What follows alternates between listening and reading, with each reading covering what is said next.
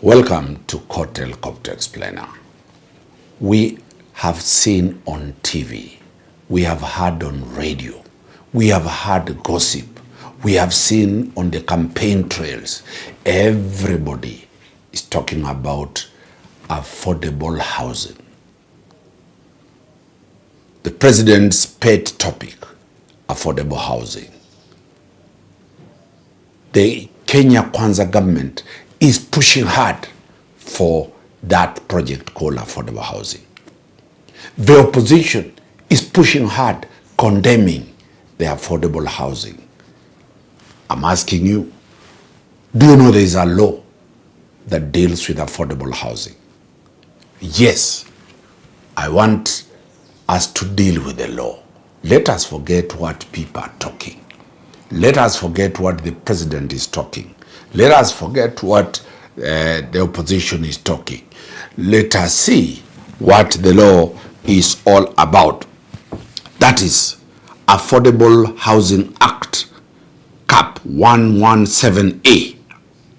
This is what we have, and I will go slowly because it is, you can never imagine what this law talks about. What is the interpretation, the meaning of affordable housing? The meaning is, it means housing that is adequate and costs not more than 30% of the income of a person per month to rent or acquire. It will not be more than 30% for you to rent or for you to acquire. The first fundamental issue is Section 2. How many types of affordable housing are there? There are not one. There are 4 types of affordable housing. Not the president has told us, not the opposition has told us, but Court Helicopter has brought to you Section 2 of the Affordable Housing Act. The first type, 1A, is a social housing unit. The first one is called a social housing unit, which means a house targeted for persons whose monthly income is below 20,000 shillings. The first type of houses is called social housing for people whose salary is below 20,000. Are you earning below 20,000 shillings? Then you can apply for a social house.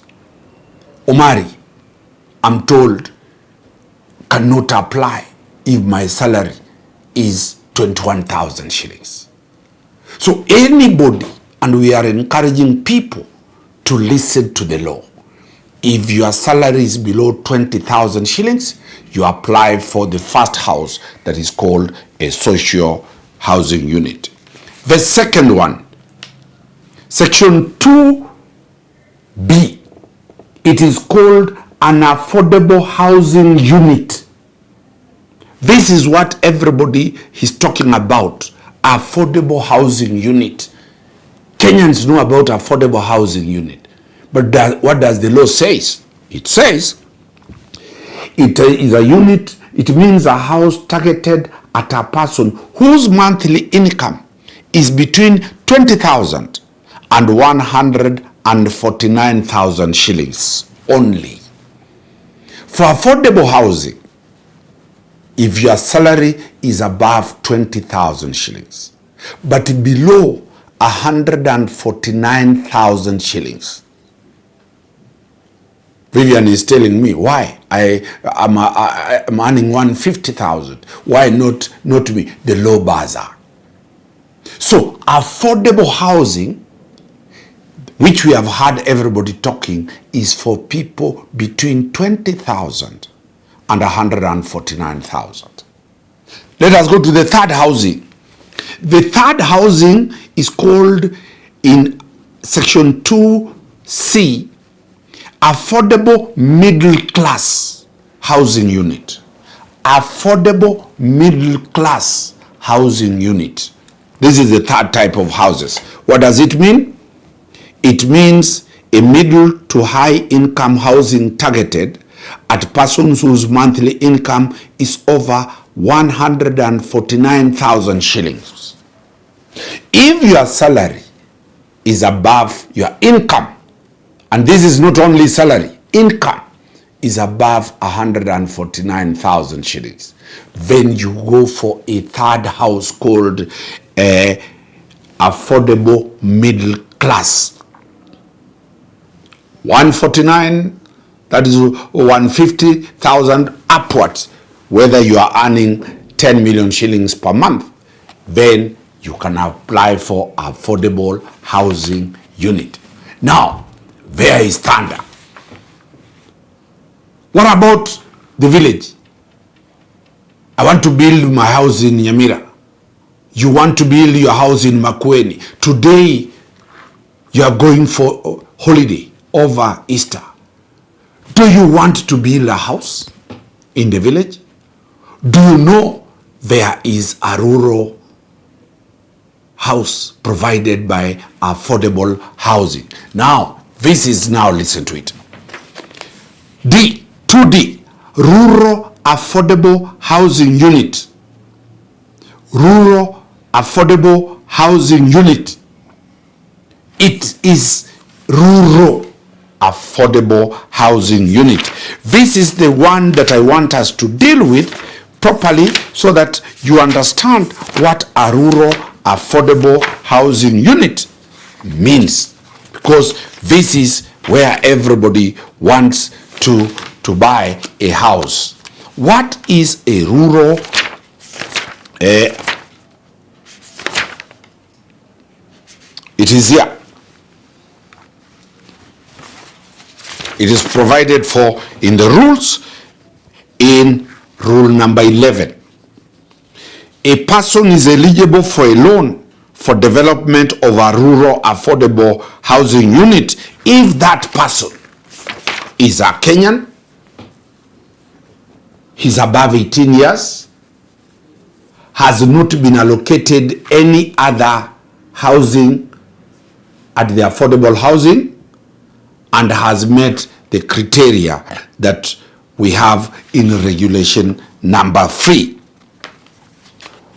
Here are how you apply to get a rural home at home. 1, you apply. First, you go to your respective county government. If you come from Busia, go to the county government of Busia. If you come from Mombasa, go and get that. If you come from Kisii, get what? Permission from that county. The county government should approve your house. 2, have a valuation of your land. You will value your land by a valuer. 3, you would have what is called a bill of quantities. Get a quantity surveyor, a quantity architect to get for you what your house will cost. 4, a copy of your title deed plus a search, and that title deed should be in your name. 5, a declaration that you have no loan over that property. Then within 90 days after applying, you will be allocated money to a maximum of 4 million shillings. Then you have got to take an insurance cover. Imagine if you die, the insurance cover will take over that facility. Your wife, your children, your mother will not be followed. Has anybody ever told you that this will transform the whole of the rural region? Why are you going to borrow money from banks to build in the village?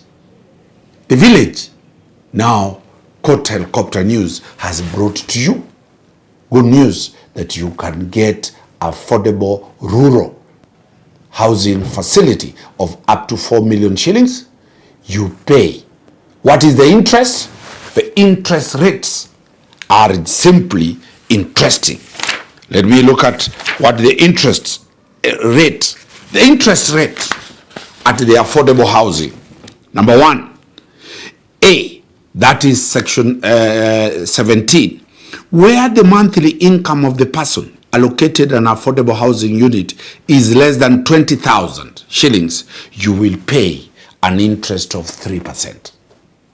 For social houses, interest is 3%. Can you imagine? How much is the bank? 2. For those ones who earn up to the middle housing, affordable housing, that is up to 149,000 shillings, between 20,000 to 149,000 shillings, interest is only 6%. Can you imagine? For those ones who are earning over 149,000, interest is 9%. Is government not giving people free money to build their houses? Today you now know. Avoid a lot of noise over the housing, affordable housing, because those facts needs to be known. But here is also the issue. Can you transfer the house that you have bought through affordable housing? You cannot transfer that house until you have cleared the payment of the premium. But if you are finding a difficulty, you can go back, tell the board, I'm unable to take this house, I took the bigger one. They will take your money and allocate you a different small house so that you do not lose that house. Then we have what we call these areas. What are the facilities that are going to be developed within the affordable housing? They are talking about they will produce access roads and parking, non-motorized transport for people to walkways, stormwater drainage, sewer line connectivity, water reticulation services, liquefied petroleum gas reticulation valves, street lighting, internet connectivity, solar lighting, infrastructure will be there. Also, the affordable housing project will provide for a health facility. There will be a hospital there. There will be a primary educational institution, a basic education institution, a fire station, a police post, a social hall, a market, open space, and infrastructure for management of solid waste under Section 24. So today we have brought to you what affordable housing means. Ignore the noise you are hearing people talking. Get into the portal. Every application is online. Apply. It is a good deal. And today you know the law about affordable housing. A very critical question always people asking. I am being deducted money. Remember, it is 1.5% of your salary. Suppose I don't get that house. Where will my money go? I am already retiring. I have 3 months to retire and I'm being deducted. The money will not be enough for the house. Where will the money go? Court Helicopter brings you what that provides in Section 52 of the Act. It says, 52(1), any eligible person may make voluntary savings with the fund for purposes of raising a deposit towards the allocation of an affordable housing. Anybody can apply, can do savings. Number 2, the administrator of the fund shall open a separate bank account where voluntary savings shall be kept, and any interest arising from investment of the voluntary savings shall be credited to that account. Your account will be opened. Free. The administrator of the fund shall issue an account number to each person making a voluntary saving. You'll be given your account number. Number 4, that is where you are asking. A person who has made a voluntary saving and has not been allocated an affordable housing unit, A, may withdraw their savings by issuing 90 days written notice to the agency for the refund of any money, plus interest, plus your interest. 2, may apply to the board for approval of issuance of an affordable mortgage to develop a rural affordable housing. So you can apply within 90 days to get your money back. The money that you have contributed plus the interest. 2, you can apply for your voluntary saving to be put into a mortgage so that you get a mortgage to go and buy that rural home. Remember, we have told you this is the rural mortgage home is the cheapest mortgage in the facility in Kenya now. Wakili Dan Sanumari, always bringing to you the laws that you never knew that they exist. Enjoy your Easter holiday.